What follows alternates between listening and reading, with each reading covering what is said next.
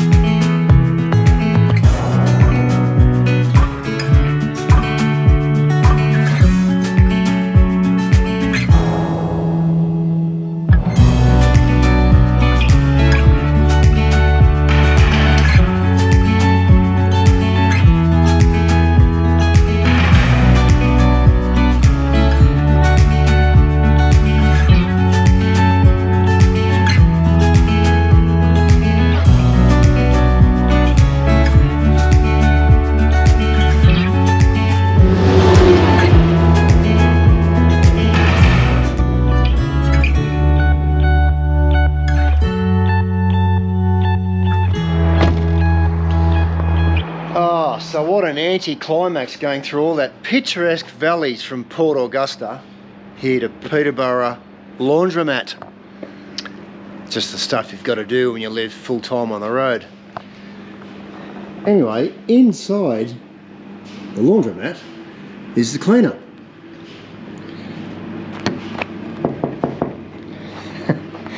That's the cleaner. We'll go and say good day. I'll just tell everyone back at home that you're the cleaner at the moment. Yes, today or this afternoon I'm washing and drying all the clothes because it's miserable outside, so here we are. It's freezing here, isn't it? So I'm just entertaining myself with a bit of light reading, caravanning nonetheless. Now, how coincidental. Reading the Caravan magazine. Trying to get more tips. You never know. You can always pick up a bonus tip or trick here. You couldn't find the Mills and Boon books? No Mills and Boons in here, no.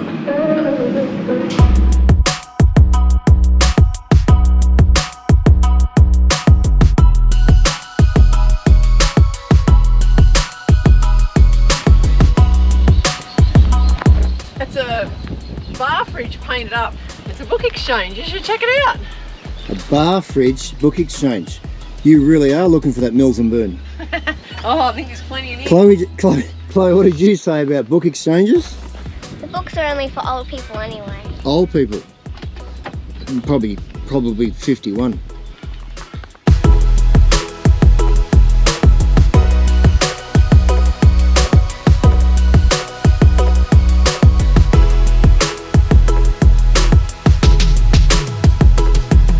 You know, I always admire people that travel differently, and Wayne from Queensland is doing just that. You're travelling in an old Willys Jeep and a Willys camper trailer. I didn't even know they existed. A 1941 it is. 1941? Yeah. Hey, and mine's 94. I thought we were cool travelling around in something 30 years old. So what's Yeah. that make it, Wayne? Well, it's getting about 80 years old now, so about my age, but apart from a few little things, you know, we've done about 3,500 k's and a couple of little niggly things, but it's going along all right. And you live in this?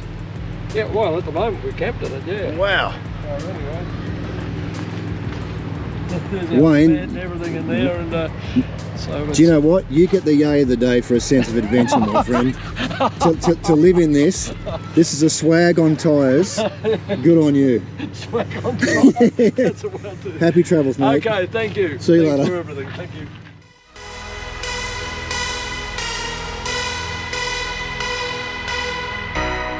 Safe travels, mate.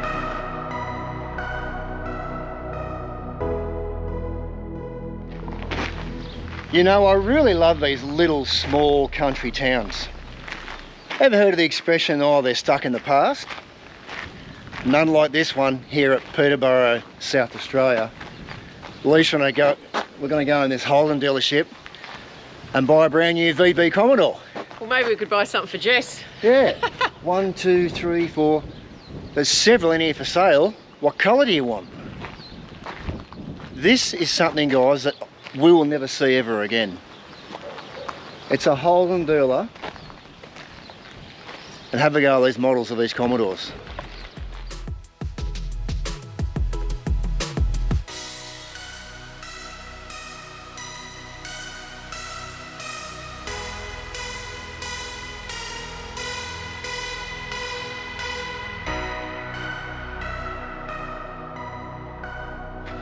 But seriously, would you buy a used car from this man?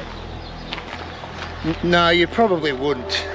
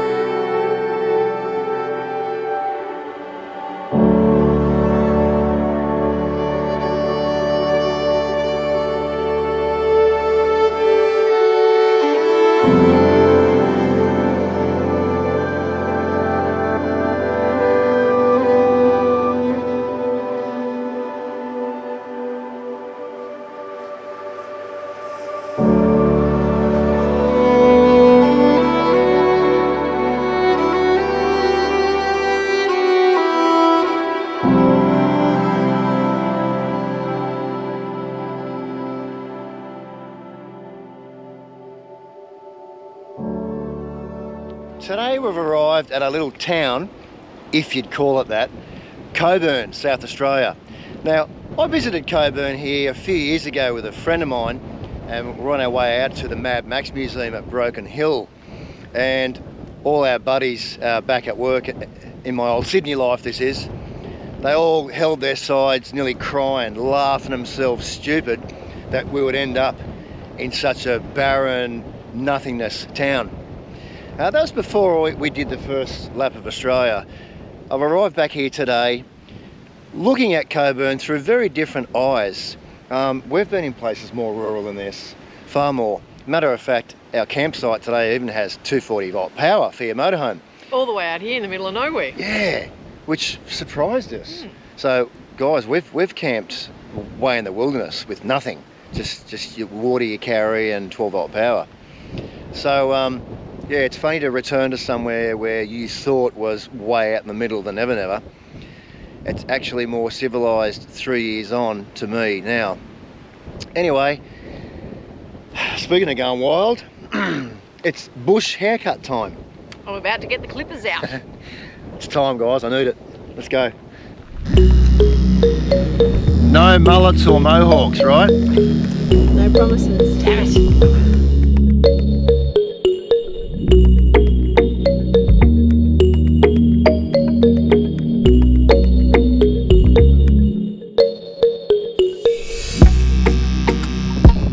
Chopped off his ear yet. Maybe you should, so I'm going to listen to you much more. Turn his head one more time and I will chop it off.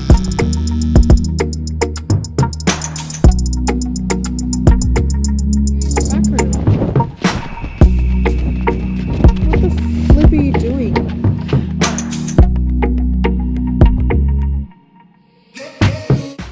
He appears to be happy, so, you know, you can't complain when it was free. Well, I said, what's the difference between a good haircut and a bad haircut? It's 2 weeks. Apparently. That's the difference.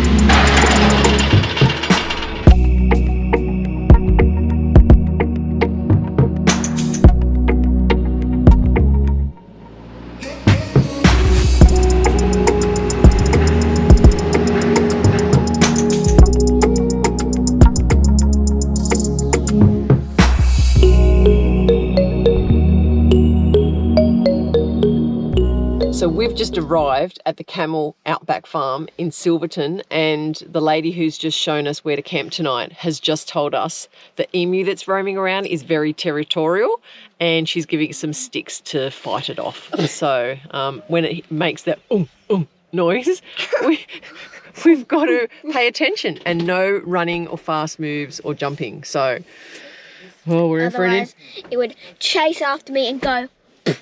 So we're about to have an interesting stay, no doubt. We're going to check out the camels, the donkeys, the geese, the goats, the wild pigs. There's geese here. And emus. Anyway,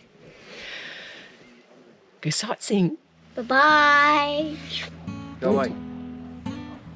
Go away. Go away. Go away. You're silly. Go away. Go away. Go away. You're silly. You pissed it off. Now it's annoyed. She is 3. She's 3 this month. God, I've never touched an emu. Geez, they're big when you touch them. You can't help but be intimidated though. No, I know. And look, you know, I've got bruises from when she pecks me and kicks me. Oh. Good girl, Jessica. On a camera, eh? Jess, it's you. Don't make a pig of yourself. Yuck. I know you can walk past that emu with confidence, but don't be cocky. Those turkeys look a bit wild. These fellas here, they're not calves, they're baby water buffalo.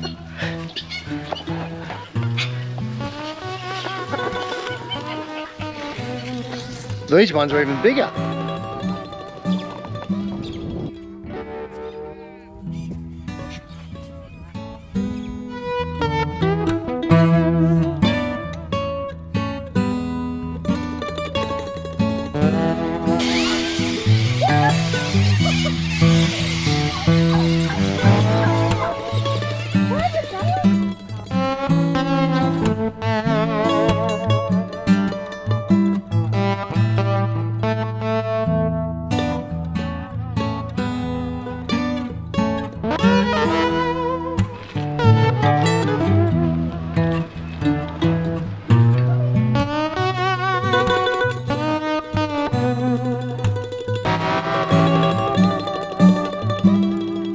Move your ass. Get it? Move your ass. Donkey.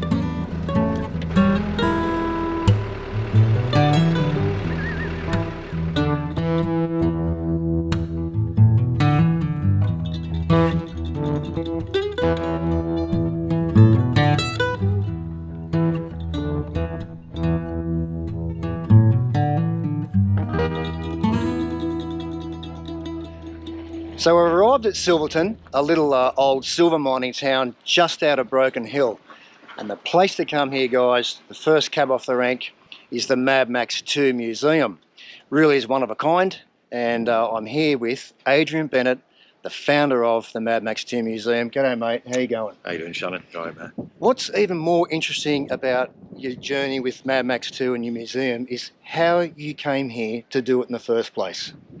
Far away. Well, the passion for this film goes back 41 years when I was 18. I got, not dragged along, but a couple of friends of mine said I should go and see this double feature, Mad Max 1 and 2. This was 1982.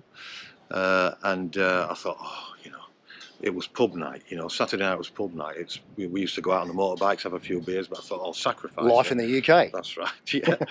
And so I went to see this Mad Max 1 and 2 double feature, and I couldn't believe what I'd seen. I was so taken by what I'd seen, I couldn't stop thinking about the films, and it set me on a quest. So eventually, we moved over here. Not to put a finer point on it, but it changed your life, right? Completely. Yeah. It completely changed my life, yeah. I mean, if somebody would have said to me back then that I'd be living out here in the outback and running a Mad Max museum, I would have laughed at them, you know. Yeah.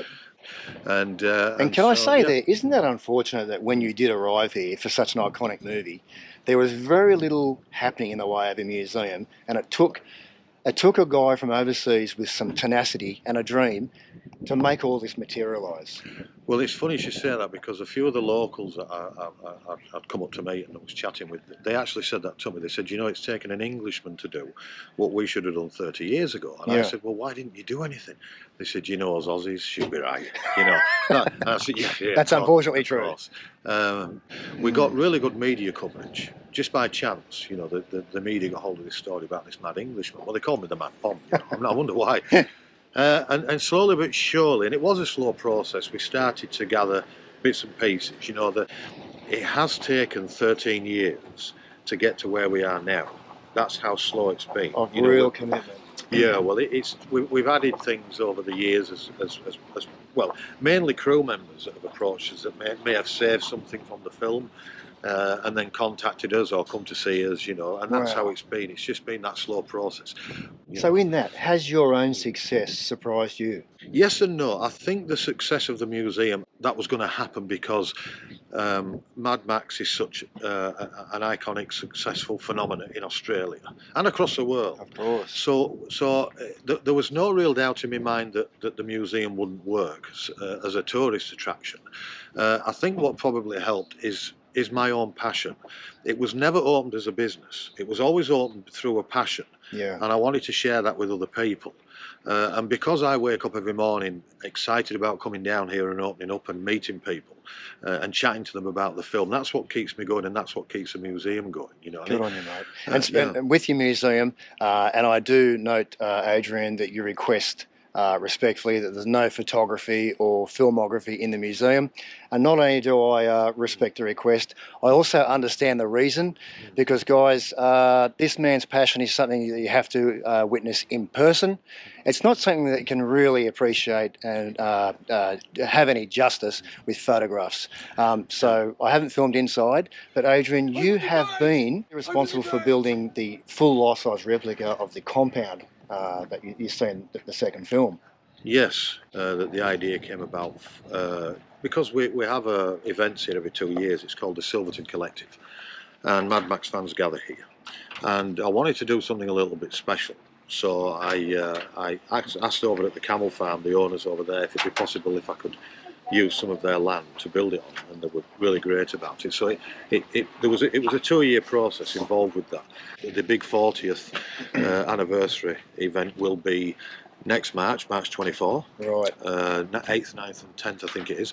I've got this vision in my head of all people in full costume, in full character, post-apocalyptic wasteland warriors. I've just got this envision in my eyes right now. See, it just blows my mind that 4 decades on after this movie, it still holds relevance. And we had a conversation earlier about the magic of Australian film, and there's 2 that you said, and I totally agree.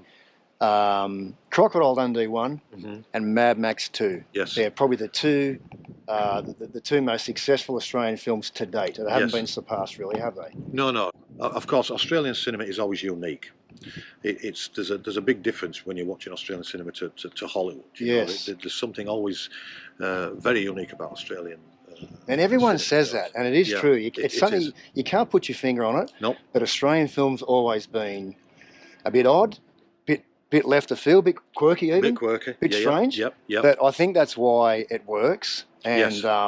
and you know yourself, Adrian, the Mad Max franchise has been, or attempted to have been, replicated in many movies since, but largely unsuccessfully, isn't that right? I mean, lots of things came after that, from music videos to Waterworld. Waterworld, all this kind of thing. With you know, litigation laws and work health and safety or occupational health and safety laws on movie sets, you couldn't actually make a movie like that today. No, you couldn't do today. There was no H&S. It's finished. H&S back then. No, you couldn't do that. No.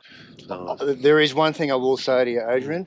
There's one man that should not be overshadowed by the most dangerous stunts in the world, and that's you, my friend, because you have done one of the most riskiest moves in your life, You could and say that's pulling stumps in your life back in the UK all those years ago, to come and do something what I think is one of the most unique things in the area. So good on you, mate. It was really nice to meet you. Thanks, mate. Appreciate Thanks for saying good day. it. Great stuff. No problem. Thank you, mate.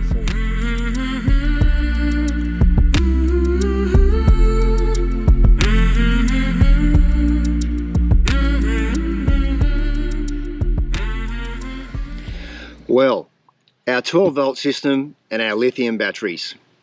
First of all, thank you so much to the people out there that have reached out to us, supporting us, people from the travelling community, even people that are at home watching our channel, strangers, and to Avita RV. Thanks everyone for your overwhelming support as we continue on this journey. We've found the problem. You want to know what it was? It was the lithium batteries themselves. So our lithiums were new when we did our first lap in 2021, and I have to admit, we leaned on them pretty hard. We free camped everywhere, all around Australia, ran a fair share of power, and to the battery's detriment, we had solar panels that I swear came off the ark, so they weren't very efficient. So those batteries are now 3 years old, and I thought, still, that's bit of a short lifespan for two brand new lithiums. So I did some heavy research, and it appears that the lithium battery industry has a dirty little secret. Yes, I love a good scandal. So my cheaper brand batteries, a brand which has since gone bust, and I won't reveal who they are.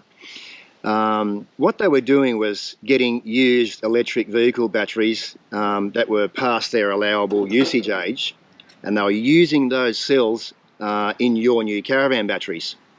Throw in a poorly made and ineffective BMS, and folks, you got yourself an inefficient and very short-living lithium battery.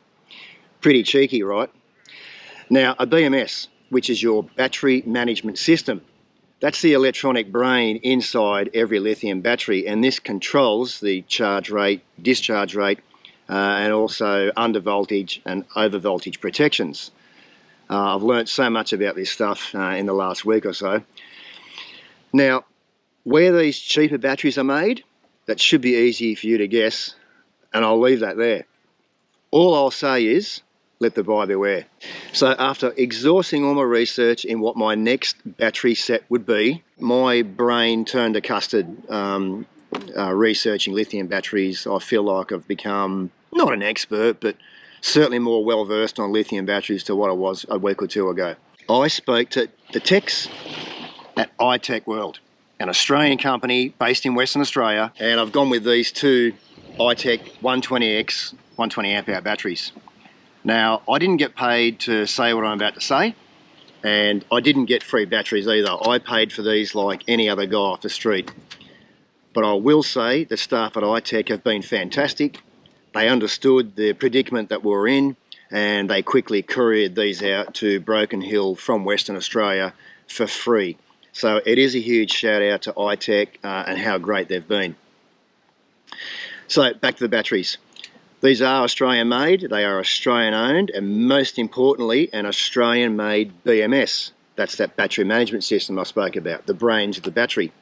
Far more efficient and far smarter and far more reliable, and independently tested by a lot of other YouTubers with results that exceeded the iTech World's amp hour claims. So that's really impressive. So there you go, guys. It's been a big learning curve for me. We've even ordered new solar panels as well to go up on our roof, and we'll tell you all about that in future videos pretty soon. And by then, I'm confident we'll have the perfect little system. Also a huge shout out to my 12 volt RV electrician mate Rob back in Sydney. And coincidentally, Rob is also now an iTech World customer, and he's on a tradesman level. He spent considerable time with me on the phone getting this issue for us sorted out.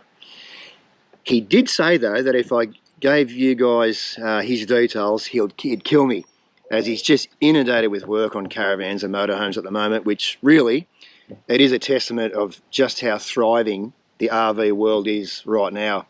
And I love that. So on with the show we go. We're going to throw these babies in.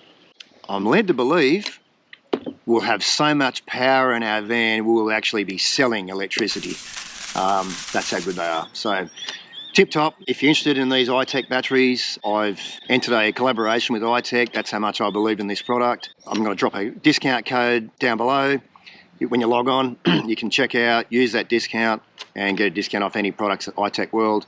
So again, huge shout out to them, how great they've been, what an asset they are to the RV industry. I'll leave it there, guys. Jump online, have a look. They just don't sell us batteries. They sell a host of stuff for your RV. I'm going to leave these, our old broken lithiums, right here in Broken Hill, where they belong. Thanks for watching, and I'll see you next time. Cheers.